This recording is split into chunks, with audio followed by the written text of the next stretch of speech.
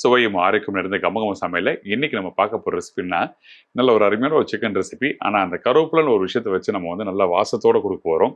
கருவேப்பிலை சிக்கன் மிளகு வறுவல் பண்ண போறோம்.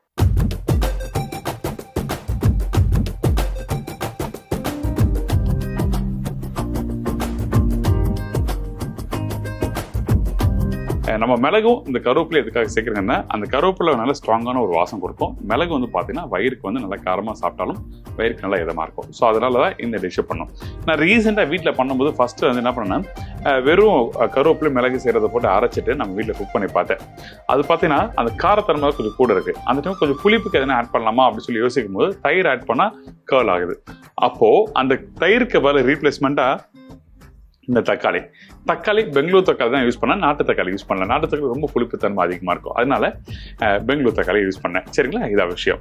ஸோ இது நம்ம என்ன பண்ண போறோம்னா, இது எல்லாத்தையும் ஒன்றா போட்டு அரைச்சி அந்த சிக்கனோட குக் பண்ண போகிறோம். அது எப்படி பண்ணுறது பார்க்கலாம். அதுக்கு முன்னாடி இந்த டிஷ்ஷுக்கு தேவையான பொருட்கள் என்ன சொல்லி பார்த்தலாமா. கருவேப்பிலை சிக்கன் மிளகு ரோஸ்ட் தேவையான பொருட்கள்: சிக்கன் 1/4 கிலோ, கருவேப்பிலை ஒரு கைப்பிடி, மிளகு 3/4 டீஸ்பூன், சீரகம் 1/2 டீஸ்பூன், கொத்தமல்லி தேவையான அளவு, தக்காளி 1 நம்பர், சோம்பு 1/4 டீஸ்பூன், மஞ்சத்தூள் 1/4 டீஸ்பூன், உப்பு தேவையான அளவு, எண்ணெய் தாளிப்புக்கு தேவையான அளவு. இப்போ இந்த ரெசிபி தேவையான பொருட்கள் பார்த்துருப்பீங்க. ஃபர்ஸ்ட் நம்ம என்ன பண்ணுறேன், இந்த தக்காளி இருக்குல்ல, இந்த ஒரு தக்காளியை வந்து நான் இதில் போடுறேன். கொஞ்சம் நல்லா பழுத்த தக்காளி நல்லாயிருக்கும். பெங்களூர் தக்காளி யூஸ் பண்ணுங்க. சில பேர் இந்த கோயம்புத்தூர் சைட்லாம் பார்த்தீங்கன்னா ஆப்பிள் தக்காளி சொல்கிறாங்க. ஸோ ஒருத்தருக்கு எப்படி சொல்கிறாங்களோ அதுக்கேற்ற மாதிரி தான். அதுக்கப்புறம் இந்த மிளகு, காரத்துக்கு நம்மளுக்கு என்ன அளவுக்கு மிளகு வேணுமோ அந்த மிளகு இதை சேர்த்துக்கிறோம். சரிங்களா. இதுக்கப்புறம் சீரகம், இந்த சீரகம் போடுறோம். இதோட சோம்பு கொஞ்சம். சரிங்களா. சோம்பு தாளிப்புலையும் போடுவேன், இதுலேயும் கொஞ்சம் போடுவேன். ஸோ அதனால் அதுக்கேற்ற மாதிரி பண்ணிக்கோங்க. அதுக்கப்புறம் இந்த பச்சை கருவேப்பிலை நல்லா கொஞ்சம் அதிகமாகவும் எடுத்துங்க. அதுக்கப்புறம் இந்த கொத்தமல்லி கொஞ்சமாக. இப்போ இது எல்லாத்தையும் நம்ம அரைச்சிடறோம். அரைக்கும் போது முக்கியமாக கவனிக்க வேண்டிய விஷயம் என்ன, கொஞ்சம் தண்ணி ஊற்றும் போது வந்து கவனமாக ஊற்றுங்க. அதிகமான தண்ணி ஊற்றாதீங்க, அரையாது. அதனால நம்ம என்ன பண்ணுறோம், கொஞ்சமாக தண்ணி ஊற்றி நல்லா அரைச்சிருங்க ஃபைன் பேஸ்ட்டாக. மஞ்சத்தூள், கொஞ்சம் உப்பு, இது எல்லாத்தையும் நல்லா அரைச்சிடறோம். சரிங்களா. அதுக்கு முன்னாடி இங்கே இந்த சிக்கனும் சைடில் வேக வச்சுருங்க. உங்களுக்கு டைம் சேவ் ஆகணும்னா என்ன பண்ணால், இந்த மாதிரி அரைக்கிறதுக்கு முன்னாடி இந்த சிக்கன் வேக வைக்கிறதுக்கு ரெடி பண்ணிடலாம். கொஞ்சமாக எண்ணெய்.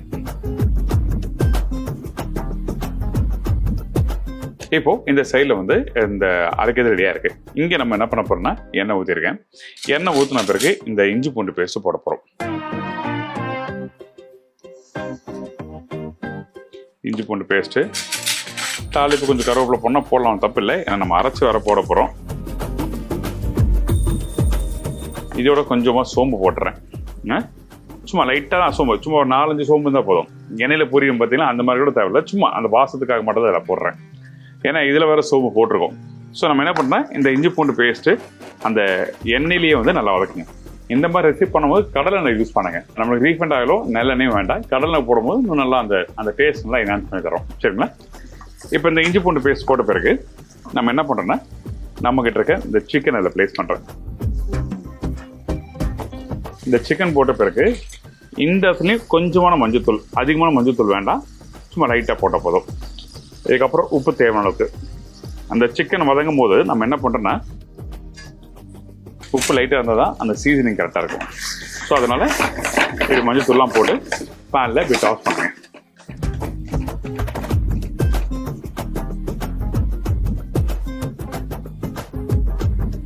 இதுக்கப்புறம் நம்ம பண்ணால் இந்த சிக்கனை ஒரு 2 நிமிஷம் வதக்கிட்டு அதுக்கப்புறம் கொஞ்சமாக தண்ணி ஊற்றிங்க.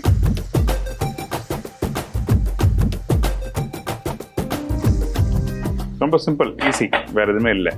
ஸோ இந்த இடத்துல அந்த சிக்கன் வந்து வேகுது. இந்த வேகும் போது நம்ம என்ன பண்ணோம், இந்த சிக்கன் வந்து ஒரு 30% 40% வெந்து வர டைமில் இந்த அரைச்சி வச்சுருக்க இந்த மசாலாவை இதில் போட்டு குக் பண்ணுறோம். அவ்வளோதான். நீங்கள் ஒரு 40% இல்லை, ஒரு 50 to 60% வெந்து வரட்டும். அதுக்கப்புறம் போடுங்க. அப்போ தான் கரெக்டாக இருக்கும். ஏன்னா கொஞ்சம் அந்த கருவேப்பிலை கொஞ்சம் அதிகமாக குக் பண்ணாலும் ஒரு கசப்பு தன்மை வந்துடும். அந்த கசப்பு தன்மை வரக்கூடாது. அதனால் ஒரு 50 to 60% சிக்கன் வெந்து வர டைமில் இந்த அரைச்சி வச்சுருக்க மசாலா போட போகிறோம். இந்த சிக்கன் வேகட்டும். சைடில் இதை அப்படியே போயிட்டு நான் அரைச்சிட்டு வந்துடுறேன்.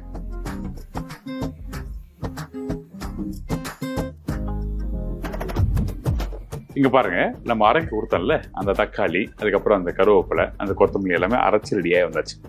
இந்த மாதிரி பக்குவத்தில் நீங்கள் அரைச்சிடணும். சரிங்களா. இப்படி அரைச்சிட்டுனா உங்களுக்கு வந்து ஈஸியாக இருக்கும். இதுக்கப்புறம் நம்ம என்ன பண்ணுறோம், இந்த இடத்த கவனிக்கும் போது இந்த சிக்கன் வந்து நல்லா வெந்திருக்கும். நான் சொன்ன மாதிரி ஒரு 50 to 60% அளவுக்கு வேக வச்சுருக்கோம். அதே டைமில் அந்த இஞ்சி பூண்டு பேஸ்ட்டு, அதுக்கப்புறம் அந்த எண்ணெய் ஊற்றணும், மஞ்சத்தூள் போட்டோம், தண்ணி ஊற்றணும். இப்போ கீழே பார்த்தீங்கன்னா அந்த சாஸு கொஞ்சம் லைட்டாக திக்காக இருக்கும். இந்த டைமில் நம்ம இதை போட்டுறோம். அவ்வளோதான், சிம்பிள். இப்போ அடுப்போட ஃப்ளேமை இன்க்ரீஸ் பண்ணுங்க.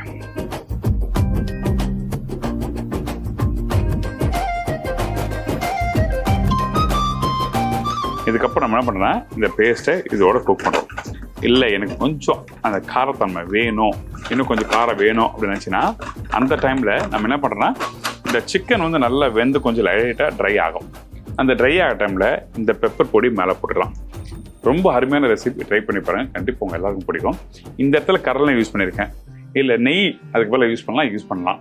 பட்டர் வேணால் நீங்கள் பட்டர் கூட யூஸ் பண்ணலாம், அது உங்களுக்கு விருப்பம். பட்டர் வந்து கருவேப்பிலை டேஸ்ட்டை வந்து இன்னும் கொஞ்சம் கம்மியாகும். ஸோ அதனால பட்டர் வந்து லாஸ்ட்டாக சொல்கிறேன். நெய், கடலெண்ணெய் இந்த ரெண்டுத்துல யூஸ் பண்ணுங்க. ஃபர்ஸ்ட் கடலெண்ணெய், அதுக்கப்புறம் நெய், அதுக்கப்புறம் நான் பட்டர் போடலாம். ஸோ இப்போ இந்த மாதிரி வெந்து ரெடி ஆகுது. ஒரு 5 நிமிஷம் ஆகும். அந்த மீதி உள்ள அந்த பக்குவமும் அந்த சிக்கன் வேகட்டும்.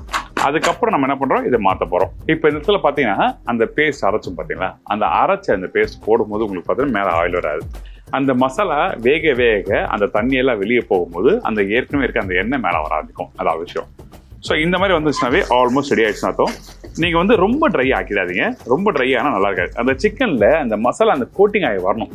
அப்போ தான் நீங்கள் ஒரு 2 மணி நேரம் 3 மணி நேரம் கழிச்சு சாப்பிடும்போது நல்லாயிருக்கும். நீங்கள் இறக்கும் போது அடுப்பில் தான் இருக்கும்போது நல்லா சொக்காவாக இருந்துச்சுங்க. ஒரு 2 மணி நேரம் கழிச்சு சாப்பிடும்போது அந்த கருவேப்பிலை அந்த நாக்கில் படும்போது அது ஒரு மாதிரி ஒரு பக்குவம் மாற ஆரம்பிக்கும். ஆனால் அதே ஜூஸியாக இருந்தால் ரொம்ப நல்லாயிருக்கும். இதான் விஷயம். ஸோ இப்போ ஆன பிறகு இன்கேஸ் காரம் உங்களுக்கு தேவை அப்படின்னு நினச்சின்னா இந்த இடத்துல தலைவரை திருப்பி கொஞ்சம் லைட்டாக மிளகுத்தூளை போட்டுங்க. மிளகுத்தூள் தேவையான பொருட்களை சொல்லியிருக்க மாட்டேன், ஆனால் இருந்தாலும் இந்த இடத்துல உங்களுக்கு தேவைப்பட்டால் நீங்கள் யூஸ் பண்ணிக்கலாம். இப்போ இது நல்லா மிக்ஸ் பண்ணுறோம். ரொம்ப சிம்பிள். நிறைய கருவேப்பிலை சிக்கன் பார்த்துருப்பீங்க, அதெல்லாம் தேவையே இல்லை. 4 பொருளை வச்சு ஈஸியாக அப்படி பண்ணுறது தான் மேட்ரு. அடடடடா, தலைவர் இப்படி எடுத்து போட்டால் இருக்கிற பிளேட்டே கலையிடும்.